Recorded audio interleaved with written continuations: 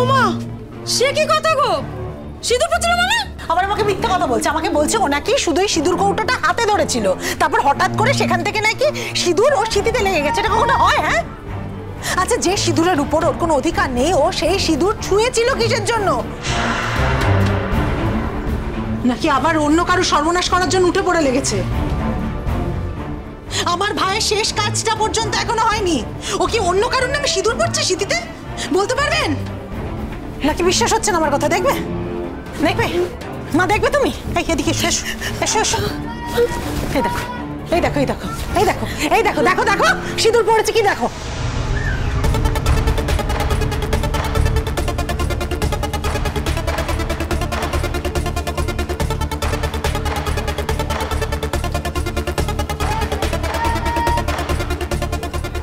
কি করেছো?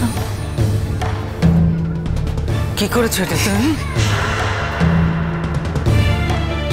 কি করেছো এটা? আমার ছেলেটাকে তো কখনো শান্তি দাওনি, বেঁচে থাকতে জীবনে কখনো শান্তি দাওনি। এখন মরার পরেও, মরার পরেও এই সমস্ত অনাচার করে, এই সমস্ত অন্যায় করে ছেলেটার আত্মা যাতে শান্তি না পায়, তুমি সেই চেষ্টা করছো। আমার সংসারটাকে তো একেবারে জ্বালিয়ে পুড়িয়ে ছাড়খাড় করে দিয়েছো, তাতে তোমার শান্তি হচ্ছে না? এখনো এখনো তুমি এইসব করছো? সর্বনাশী মেয়ে একটা। কেন করলে? কেন করলে এটা? কেন করলে ফুলঝুরি? এটা কেন করলে বলো? ও বোধহয় মেনে নিতে পারছে না। মেনে নিতে পারছে না? এই শোনো, তোমরা না শাক দিয়ে মাছ ডেকো না, বুঝলে? ও ও বিধবা হয়েছে এটা মেনে নিতে পারছে না, তা না? সব করতে পারছে, সব মেনে নিতে পারছে। ও বাইরে বেরোতে পারছে, ও চাকরি খোঁজ করতে পারছে, সব কিছু করতে পারছে। শুধু শুধু আমার ছেলের আত্মাটাকে শান্তি দেওয়ার জন্য যে ও কিছু করার দরকার সেটাও মানতে পারছে না, তাই না? আমার ছেলেটা মরেও শান্তি পাবে না। আমার লালন আছে, আমার লালন এই পৃথিবীতেই আছে। আমি এই পৃথিবীতে আছি, কিন্তু লালন এই পৃথিবীতে নেই, সেটা হতে পারে না কোনোদিনও। আমি যখন বেঁচে আছি, আমার লালনও বেঁচে আছে মা। আমি তোমাকে বলছি, আমার লালন আছে। আমি মা হয়ে বেঁচে আছি, মা হয়ে। আমি লালনের মা হয়ে বেঁচে আছি, কিন্তু এই কথাটা বলার সাহস পাচ্ছি না।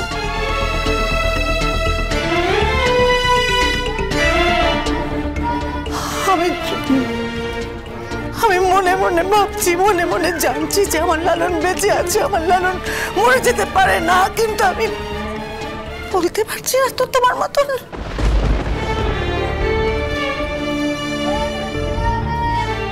কি করে বলবো? ওইটাও তো সত্যি ছিল যখন ওরা সবাই লালনকে আমার সামনে দিয়ে নিয়ে চলে গেল শ্মশানে। সত্যি ছিল তো। তাহলে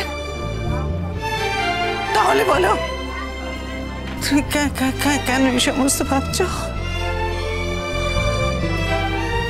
না না, আর মনে মনে যদি ভাবে যে লালন আছে আমরা, কিন্তু এই কথা তো বলা যায় না ফুলঝুরি। এই কথা তুমি যদি বলো, কেন এইসব বলে নিজে পাঁচজনে পাঁচ কথা বলবে, তোমাকে নিয়ে হাসাহাসি করবে। কেন বলছো? কেন বলছো? কেন?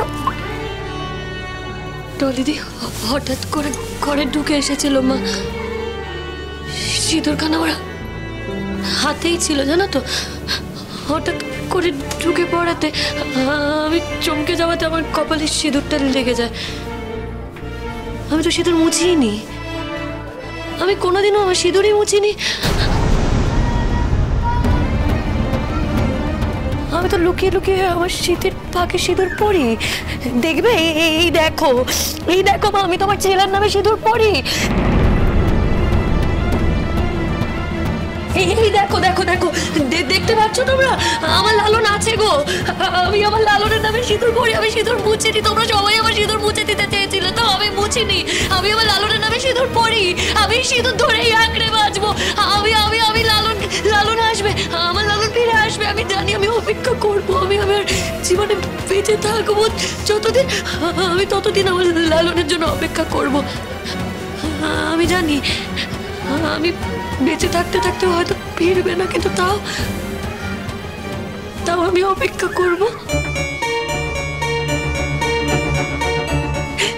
এই সিঁদুরটাকে আঁকড়ে ধরে আমি বেঁচে থাকবো মা। আমার আর কি আছে বলো তো?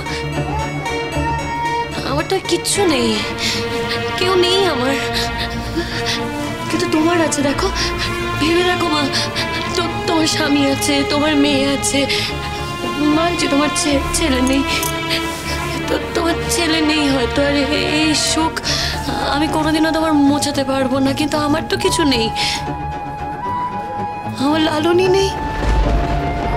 আর যখন লালন ছিল তোমরা সবাই আমাকে কত আদর করতে, কিন্তু এখন ঠিক ততটাই আমাকে অনাদর করো। আমি সিঁদুর আঁকড়ে ধরেই বেঁচে থাকবো। এই সমাজ, এই সংসার যতই আমাকে ছিছি করুক, যাই করুক না কেন, এই সিঁদুর আঁকড়েই আমি বেঁচে থাকবো। আমি বিশ্বাস করি আমার লালন ফিরে আসবে। এই সিঁদুর আমি মুছবো না, এই সিঁদুর আঁকড়েই আমি বেঁচে থাকবো। আমি সবার সামনে বলছি, আমি সিঁদুর এই ন্যাকামো হচ্ছে, ন্যাকামো। মা সরো, সরো মা, সরো। আমার সিঁদুর মোছা বাজে। দেখে গেলি, থাম। ও কি ওর জ্ঞানে আছে? তুই ওর সঙ্গে এরকম করিস না। বৌমা, লক্ষ্মী মা আমার, সিঁদুরটা মুছে নাও মা। না না মানে? লক্ষ্মী মা, না চুপ, একদম চুপ, একটা কথা বলবে না তুমি। চুপ। ডলিদি, আমার কথাটা শোনো ডলিদি, এরকম করো না ডলিদি। তুমি একটা সদমা মানুষ, তুমি এগুলো কি করে করছো? সিঁদুর মুছিও না ডলিদি, মুছিও না সিঁদুর ডলিদি।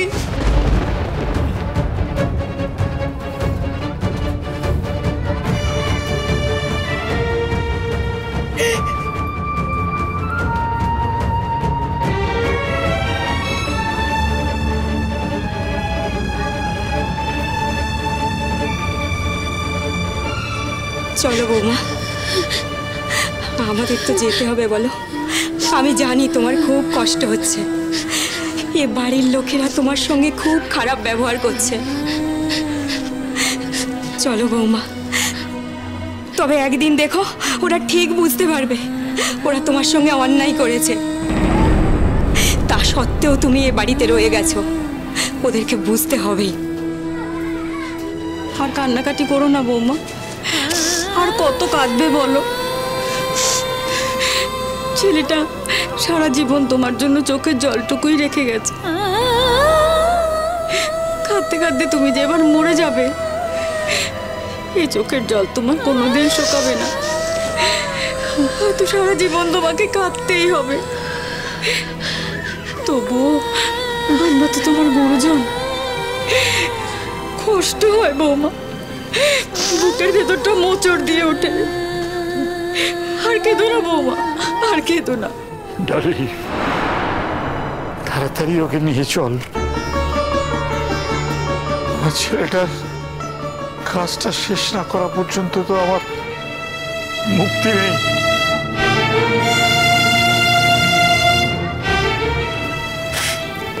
আর ছেলেটা বড় কষ্ট পাচ্ছে যেন।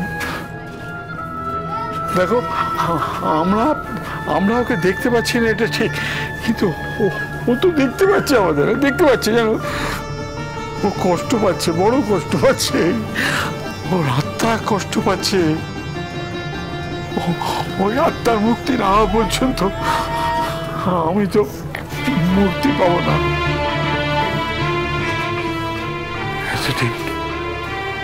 এতদিন কত মানুষের শ্রাদ্ধের কাজ করেছি, আর আজ